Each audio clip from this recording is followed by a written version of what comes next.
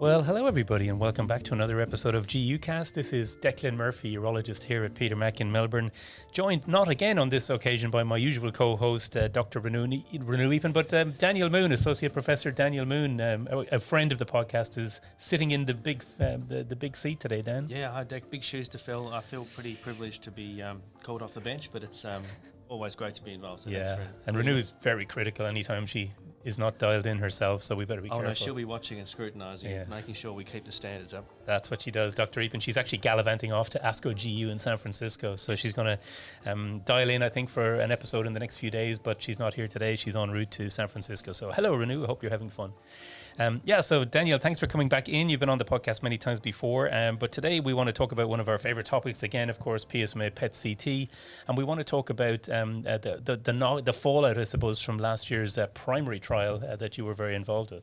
Yeah, we spoke previously on one of these podcasts about primary when it was published, and that was a really exciting development and a really good example of collaboration between different centres in Australia and different specialties in urology, and the really cross-pollination of imaging, nuclear medicine and clinical urology to bring to patients the best form of diagnosis for prostate cancer. And it's really advanced our knowledge, understanding and our algorithm in helping men through this process, from back when we were training and it was a PSA and a random biopsy to now really sophisticated diagnostic techniques. Exactly, and that's what we're going to dwell on today, and we got some fantastic guests coming into the studio to talk about PSMA PET for early detection. That's what we're talking about, primary setting, and a very exciting trial that just opened this week. But before we do that, we have a new segment on GU Cast that we're going to come to now, and we hope you enjoy it. We've been thinking for a while about adding in a little extra segment here and there, so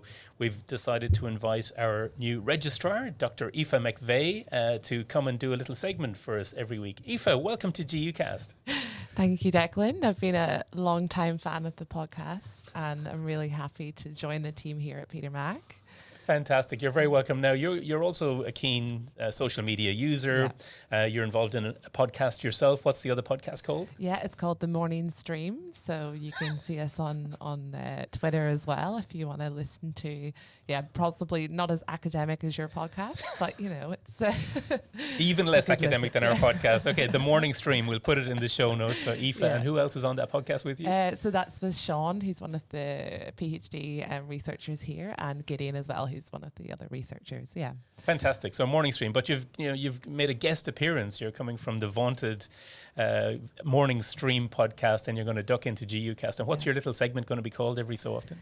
So I'm going to try and think of a more inventive name, but so far I'm going to say it is Things I've Seen on Twitter this week. Things I've Seen on Twitter this week. Okay, so that's what we have. We've got Things I've Seen on Twitter this week with Dr. Ethan McVeigh, which is going to feature on GU Cast from time to time. So what have you seen on Twitter this week then, Aoife? Yeah, so what I actually seen this week, and it sort of tied in with our week, we unfortunately had a patient whose catheter sort of fell out straight after a prostatectomy, probably because of a issue with the catheter itself.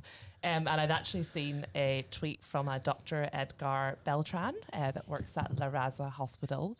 And it was a video of a catheter that they had sort of said that you should always test the balloon mechanism of it before you put it in, because clearly the valve mechanism in that had been completely broken and it just went straight out. And I was just wondering if it's something that a lot of your listeners routinely do, because I think it's probably worthwhile just to avoid, the complications that we've seen this week for the patients.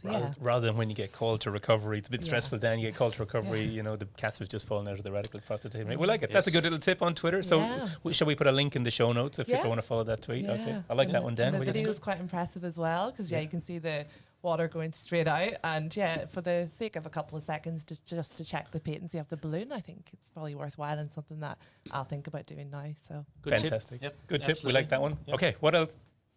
And then I think probably next week, and what I'll be listening to over the coming week on Twitter will be ASCO GU that's coming up, and Renu's obviously gone there, so she'll be able to tell us firsthand what's how it was, and I'll be keeping up with that.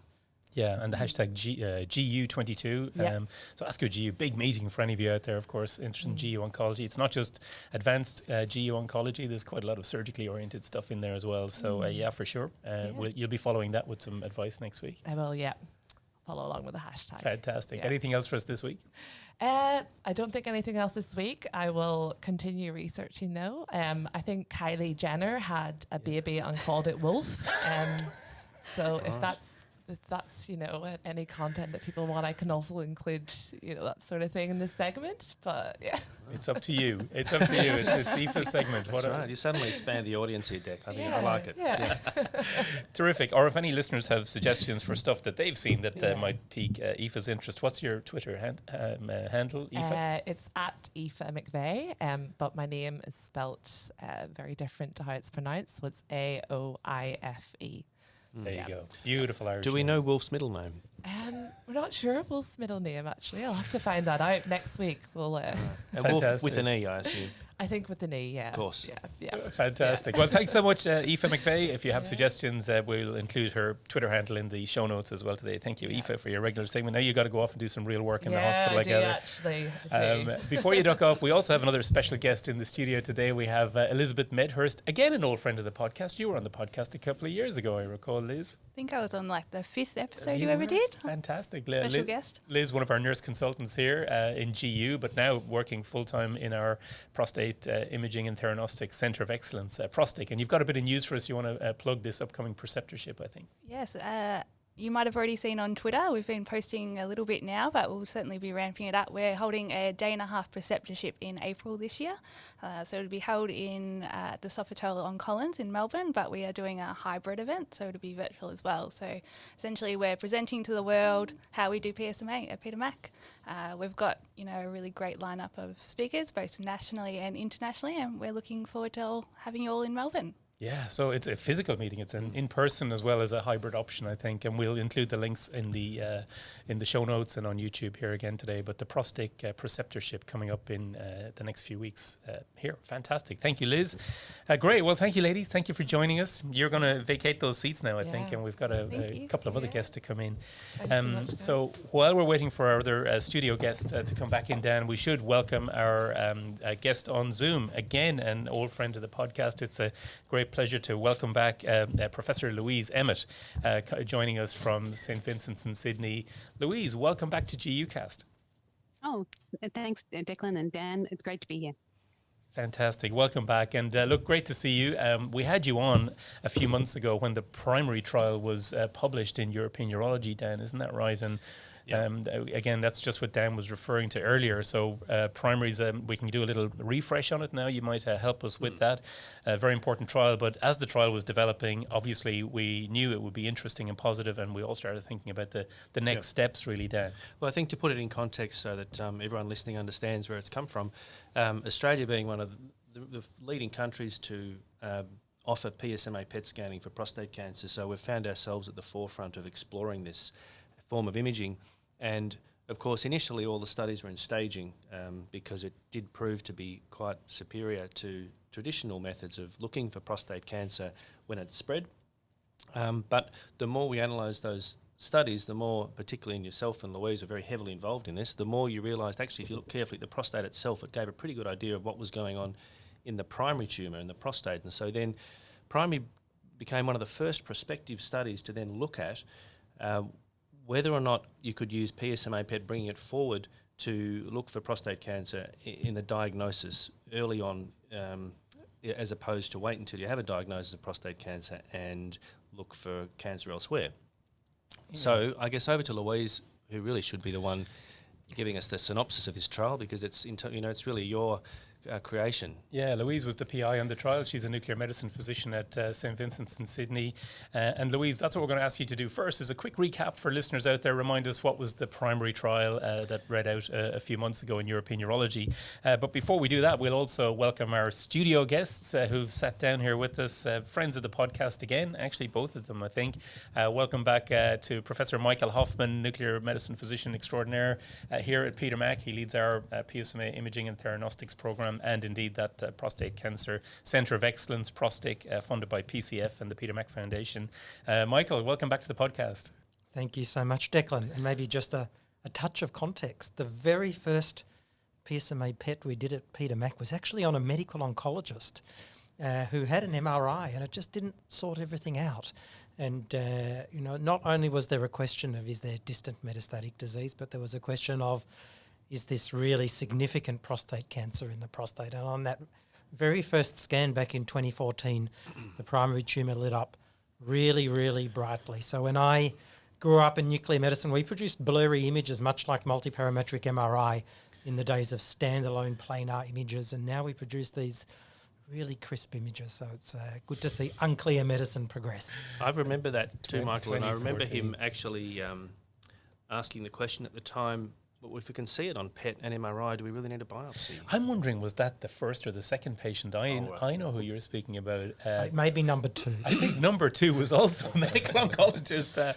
I recall that, Dan. I recall that very well. And, ahead of his time. Yeah, ahead of his time. And he looked at it. This is 2014. He's had a PET scan for his raised PSA and said, well, do I need an MRI? Do I even need a biopsy? I recall that. But anyway, Michael, welcome back. And also we're joined by Dr. James Buteau, a nuclear medicine fellow here at Peter Mac. James, you've been on before. You're too young to remember bone scanning for prostate cancer, because you've been here for a few years. I'm not that young. Well, look, you're welcome back. And James is doing a PhD on the imaging and theranostics programs in here, and you're the main research fellow on the trial we want to talk about today. So, Dan, I suppose let's go back and let's first of all ask Louise to just recap a bit about the key messages in the primary trial. And then we want to go on and we'll ask James to talk us through the trial design of primary 2, which is what we're very excited to talk about today because that trial has just opened. So Louise, over to you. Primary 1, remind us, what was that all about?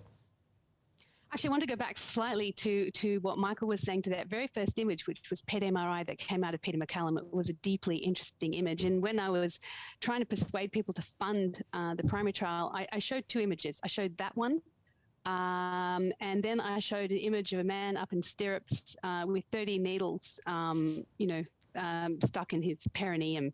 And, it was interesting how quickly I got that funding. People thought it was a great idea to try and move to virtual biopsy. And that's what this is all about, really, isn't it? Is whether we can use imaging to replace biopsy.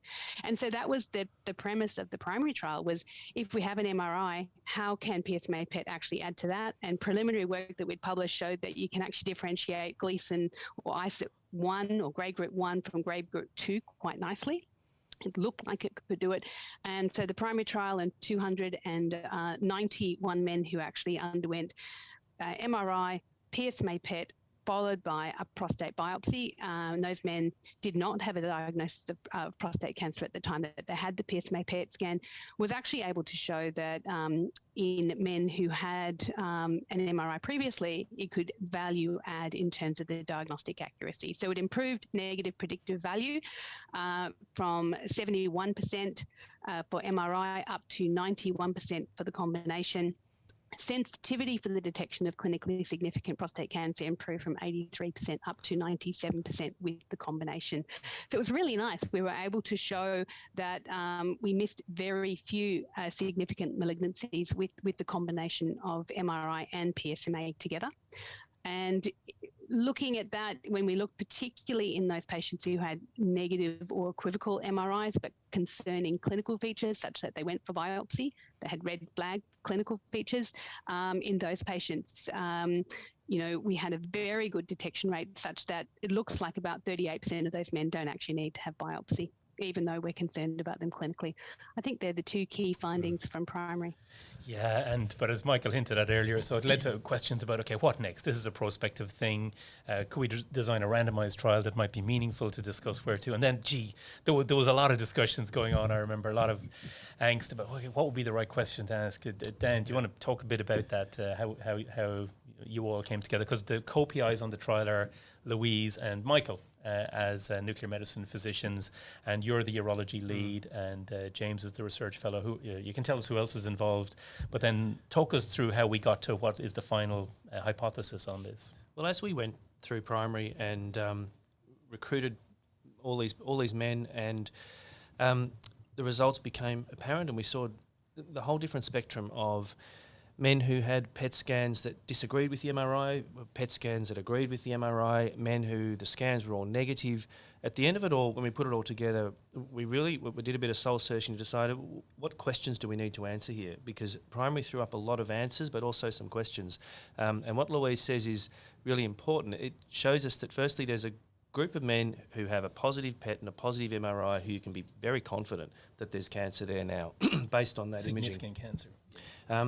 You also have men who have a negative PET and a negative MRI who previously then would have gone to biopsy, but primary would tell us that, in fact, you can be pretty reassured by that imaging. If you have a negative PET and a negative MRI, the chance of you having significant cancer in that primary trial was under 5%.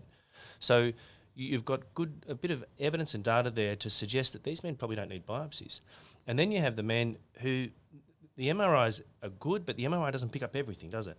And so what it seemed to show is that the combination was good. In other words, if the MRI missed it, the PET scan would pick it, and vice versa. Often the PET scan would miss something the MRI would show.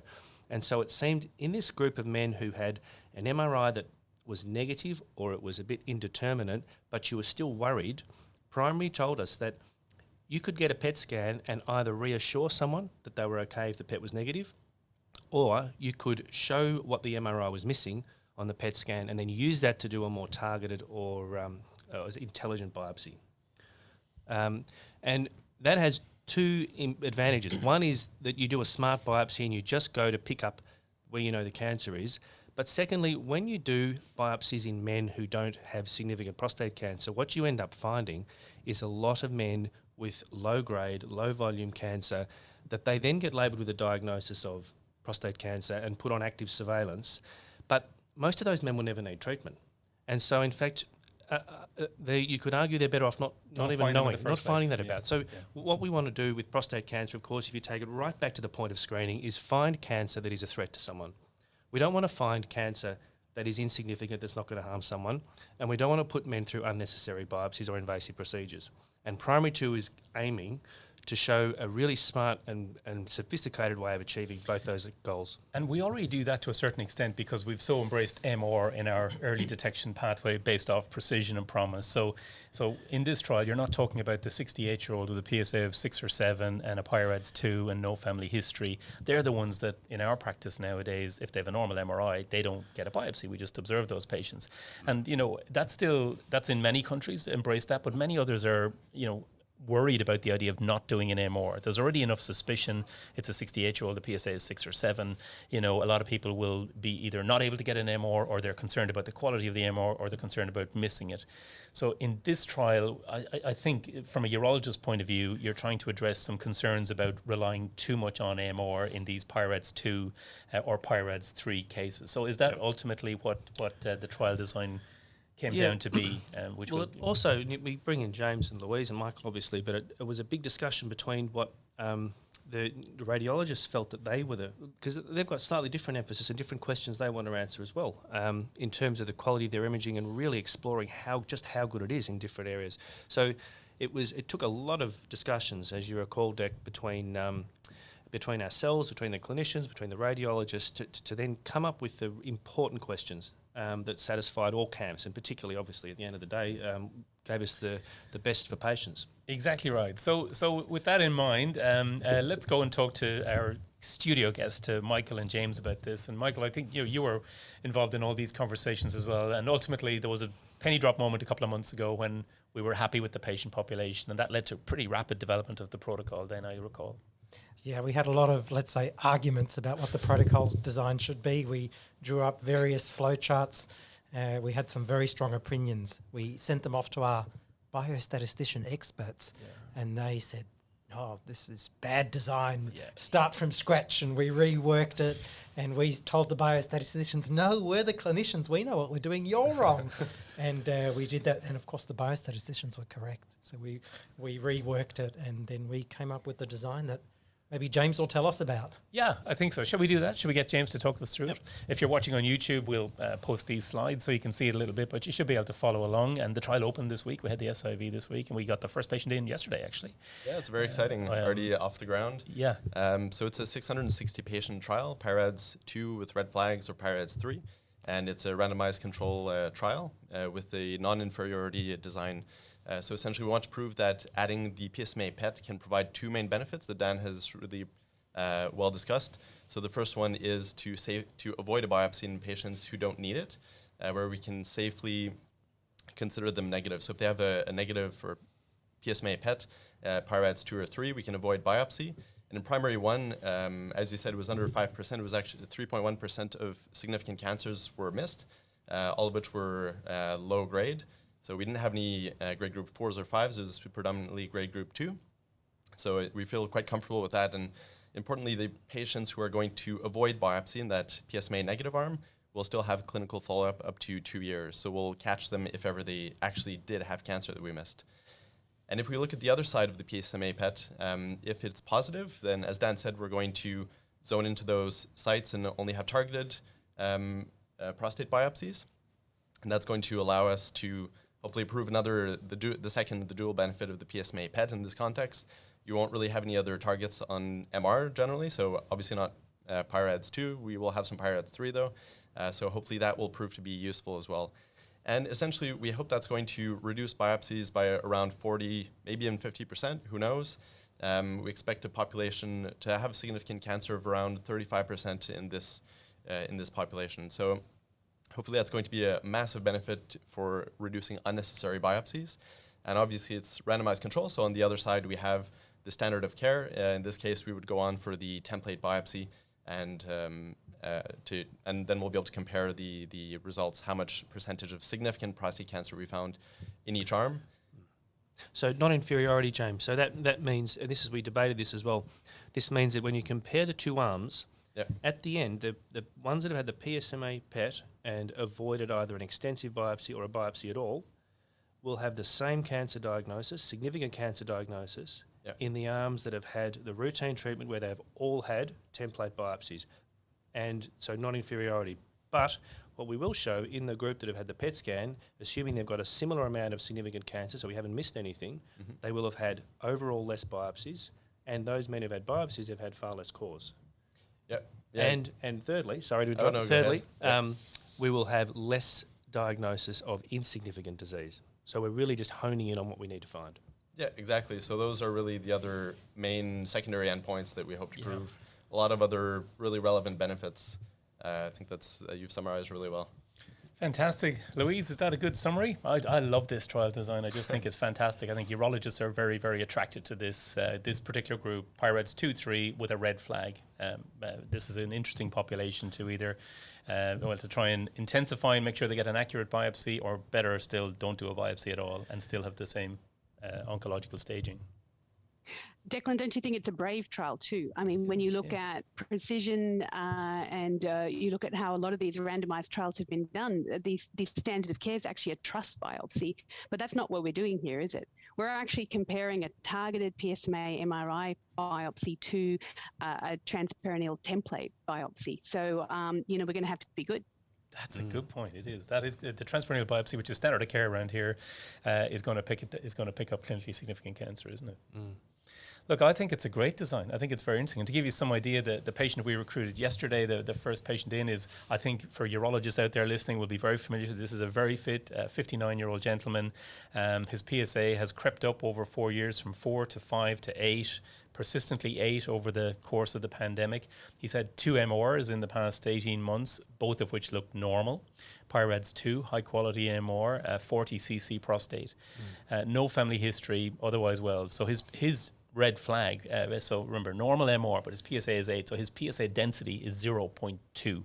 And that's one of the red flag triggers, isn't it? The PSA density has to be greater than 0.1, I think. 1.5? I think 0.1. 0.1, yeah. Just be above 0.1. Other red flags we have were the abnormal digital rectal exam, there's family history, BRCA mutation, PSA above 10, but it has to still be below, one of the exclusion criteria is PSA below 20. Yeah. And otherwise it's the PSA doubling time and velocity. So a lot of, I think, the most clinical useful red flags that you've seen Yeah, Dan, these are the typical ones that urologists out there. Your patients had a normal MR or a wishy-washy PIRADS 3, and in the precision paradigm they would not have a biopsy. But the reason why there's a bit of reluctance, or why people will still do systematic biopsies, if we have a clinical concern, those factors that James just mentioned, that's why the control arm is systematic biopsy. Well, it's also, Dec, when I'm at multidisciplinary meetings, not only at Peter Mac but elsewhere, every meeting there's at least one patient where a urologist brings saying, look, I just don't know, the MRI looks fine, but the PSA is going up, things aren't right.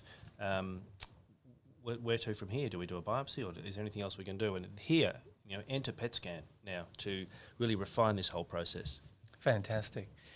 Yeah, Louise, and I'm going to ask Michael in a second about the practicalities of this PSMA PET CT. Are you an hour in the scanner, blah blah blah? But it's a brave trial. I think that's a good summary. A brave trial, but we're very I think optimistic that we'll recruit very well into this trial. We have done in every single prospective multi-center PSMA imaging or theranostics trial in Australia, and there's been terrific engagement from your clinicians on the ground, as well as all the Nuke Med people, trial people, everyone involved in it. But I'm feeling very optimistic.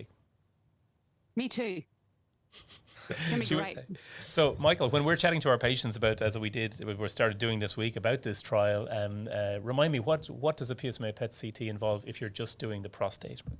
So in this study, we're doing a limited PSMA PET just of the prostate. So that's a short procedure for the patient. They're in the scanner for about 6 minutes, but they come to the PET centre.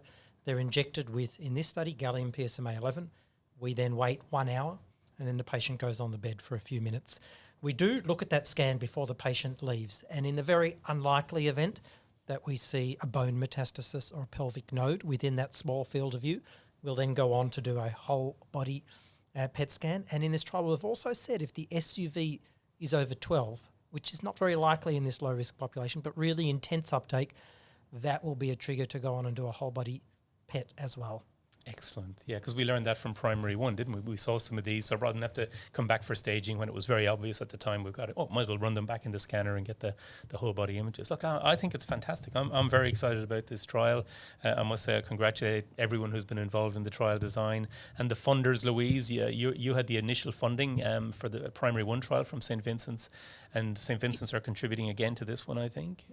Yeah, we are. So we have a number of funders at St. Vincent's who've contributed, including the Curran Foundation, St. Vincent's Clinic Foundation have been the key providers for primary and for primary two. So great that we can keep helping. And Michael, also co-funders and sponsors are here in Melbourne. Yeah, and on our side, this trial really came about through talking to Louise and having our big grant for our Prostate Cancer Theranostics and Imaging Centre of Excellence, which is thanks to the US Prostate Cancer Foundation. So the majority of the funding really comes from that grant for this trial. And these trials, they cost a lot of money. The CROs managing the trial, the PET scans, the data collection, it's a massively expensive exercise to do a 660 patient trial. And I think this is the sort of trial that industry is never going to do. So it requires an academic powerhouse to do it. And on our side, also a shout out to the Peter MacCallum Foundation that contribute to that Centre of Excellence as well. And we've thrown in health economics as well as a little secondary endpoint. And ANZUP, Cancer Trials Group, are funding health economists through their below the belt to do that. And we've got health experiences embedded in it and a few other key secondary endpoints. I think I've forgotten one. What is it, James? Yeah, there are many other patient-reported outcomes, so about centered around cancer worry, patient anxiety, that we'll be following throughout the trial up to 24 months, as well as decision, regret, and conflict in the beginning of the trial, as well as how it evolves. Yeah, look, they're beautiful endpoints. That's with Professor Hariana Dillon and her team, and that's part funded by the ANZUP below the belt grant. But that's a lovely little value add to this. Hariana has designed very nice PROs that are going to measure patient experiences, because patients get stressed. Have I got cancer? This, that, the other. So it'll be very interesting, really important, valuable endpoints. And thanks to ANZUP and all those funders for contributing to this trial. So yeah, it's a good one, Dan. Yeah, very excited. How long will it take to recruit 600 patients? Oh, well, don't forget this is Australia-wide, of course. We're opening up multiple centres in different states. We've approached all our friends around country who have been very good at supporting trials and contributing in the past.